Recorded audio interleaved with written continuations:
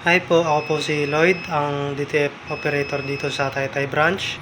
Last week po, ginamit po ito ng 6 na araw na may 137 meters na na-run. Ito po yung aking printer head. Dito naman po yung capping. Head clean. Pindutin lang natin yung clean.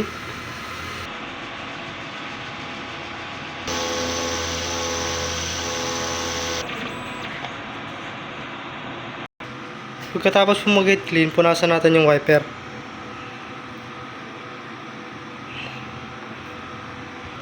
Pagkatapos po, nozzle test, pindutin lang natin yung test.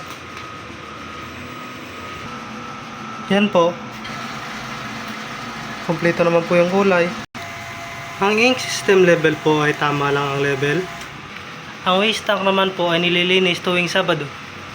Dito naman po yung ground wire. Dito naman po yung ABR. Dito naman po nakalagay ang aking mga stocks. Dito po yung para sa in-use. Dito naman po yung para sa unused. Yan po. Tama lang po sa CMYK. Dito naman po yung sa powder tsaka sa cleaning solution. Dito naman po yung aking production log. Yan po, updated naman po. Dito naman po yung aking daily checklist.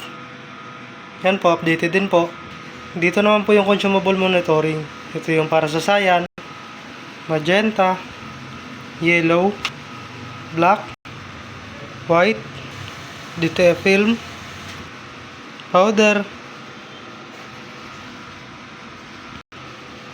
at cleaning solution. Yan lang po, marami pong salamat.